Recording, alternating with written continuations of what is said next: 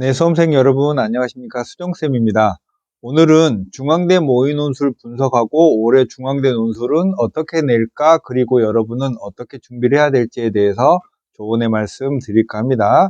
자, 이번에 중앙대 모의 논술 출제한 걸 보니까 확통을 추가하고 과학 논술이 폐지되면서 미적분 기하 확통해서 고르게 출제를 했습니다. 물론 미적분이 조금 더 비중 있는 단원이다 보니까 두 문제를 출제했고요. 확통은 1번, 기하는 4번에 배치를 했고, 중앙대는 모의 논술에서 그 해의 논술이 어떻게 출제될지를 비교적 정확하게 보여주는 대학이어서 모의 논술을 가지고 분석을 해볼 필요가 있습니다. 올해 논술이 어떻게 출제될지의 여부와 또 풀이 순서까지도 조언하고 있는데요.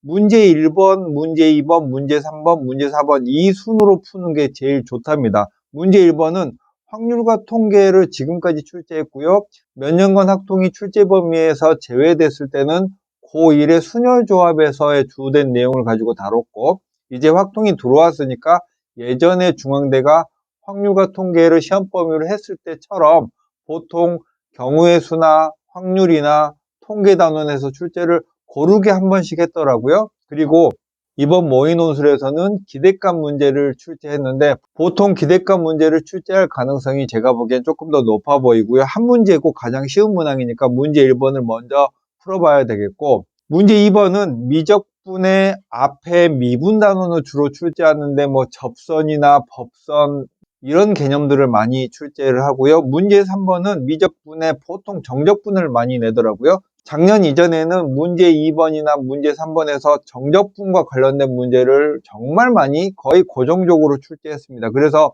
여러분이 치환적분이나 부분적분에 관한 여러 형태의 것들을 많이 연습을 해 두셔야 될 것 같고, 원래 문제 4번은 과탐의 자리였는데 올해 이제 과탐을 폐지하면서 이번에 기하를 출제했는데요. 그 전에도 자연계열 2 같은 경우에는 기하의 벡터 같은 걸 종종 출제했는데 중앙대가 원래 기하를 심도 있게 다루거나 좋아하는 대학은 아니었거든요. 근데 올해 모의 논술로 비춰봤을 때는 미적, 확통, 기하를 고르게 출제하고, 기하도 이 한 문제 안에서 소문항이 2개 있으니까 소문항 하나는 벡터, 하나는 공간도형 이렇게 출제를 했고, 이 느낌은 실제로 중앙대 논술에서도 이렇게 가져갈 것 같습니다. 이번 모의 논술의 특징으로 여러분이 어떻게 공부해야 될지를 말씀드리면, 문제 1번은 항상 경우의 수나 확률과 통계의 기대값까지 출제했잖아요. 이 부분들은 확률과 통계의 형식적인 부분만 빌어온 거고, 실제로 내용은요, 여러분이 제 시문에 나타난 상황들을 빠짐없이 빠뜨리지 않고 잘 세는 그런 능력을 물어보는 문제니까 확통의 심화 과정까지 꼭 해야 되진 않아요. 그러니까 이미 확통의 심화 과정까지 잘 돼 있는 학생은 문제 없겠지만, 확통이 좀 약한 학생이더라도 중앙대는 확률 통계의 심화 과정을 묻는 대학이 아니기 때문에 굳이 쫄 필요는 없다라는 생각이 들고, 문제 2번과 문제 3번은 난도가, 중앙대는 중앙대의 네임밸류에 비해서 난도가 그렇게 높은 문제들을 내지 않아요. 그러니까 작년에 논술 입시 결과를 보면 자연계열의 경우에는 합격자의 평균점이 82, 3점 정도 될 정도로 다른 대학에 비해서 조금 높습니다. 문제가 쉽고 여러분이 거의 대부분 맞춰야 된다는 그런 뜻으로 해석하시면 되겠고, 또 기하의 경우에는 지금까지는 중앙대가 기하를 그렇게 강조하는 대학이 아니었는데요.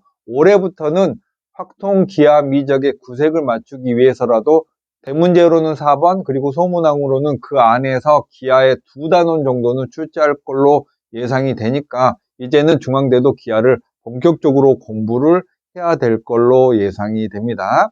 자, 중앙대 답안 작성의 유의사항을 보면은 문제지는 표지를 제외하고 4페이지입니다. 이런 거 받아서 하시면 되겠고, 연습지는 문제지의 여백에 하시면 되겠습니다. 그리고 중앙대의 답안 작성 때 수험번호 표기란은 반드시 컴퓨터형 사인펜으로 해야 되고, 답안은 흑색 필기구만 쓸 수 있다고 했는데 제가 중앙대 입학처에 물어봤어요. 연필도 되냐 이렇게 물어봤는데 그 부분에 대해서는 수험생에게 당일날 공지한다고 합니다. 혹시 작년에 중앙대 논술이 어땠는지를 댓글로 말씀을 해주시면 더 좋을 것 같아요. 자, 여러분 정리하면서 몇 가지 말씀을 더 드리면, 중앙대는 수능주의 다음 주 토요일 날 시험 보니까 대략 8, 9일 정도의 시간이 있는 대학이고 논술의 문제가 그렇게 높지는 않다고 했습니다. 여기에 확률과 통계는 기본적인 개념 안에서 빠뜨리지 않고 잘 상황을 분석하는 능력, 기하는 이제는 본격적으로 낼 거라고 했고, 그 7, 8일 정도의 시간은 적지 않은 시간이에요. 여러분이 미적분이 탄탄한 학생이라면 기하 정도만, 기하는 학습을 하는데 보통 2시간 분량으로 한 4회 정도 하면은 기하의 개념을 공부할 수 있거든요. 그러니까 중앙대 수능체제를 마쳤다면, 작년에 보니까 중앙대 수능체제는 그냥 깔끔하게 3합 6이었잖아요. 그 최저를 충족하는 학생이 보통 응시할 때는 60대 1 정도였다가 최저 충족을 하고 나면 보통 12, 3대 1 정도로 정말 많이 탈락을 하더라고요. 그러니까 여러분이 중앙대 수능 최저를 가뿐하게 충족할 수 있다면, 그리고 올해는 최저가 영어 때문에 살짝 낮춰졌잖아요. 그래도 중앙대 수능 최저의 문턱은 높으니까 수능 최저를 충족할 수 있고 미적분이 어느 정도 이상 완성이 됐다면 중앙대의 가능성은 충분하거든요. 그러니까 일주일 동안 진짜 죽을 힘을 다해서 공부하겠다라는 각오를 가지고 중앙대를 덤비면 저는 어느 누구도 합격 가능성은 충분하다라고 생각이 됩니다. 자, 중앙대는 이렇게 마치겠습니다. 안녕.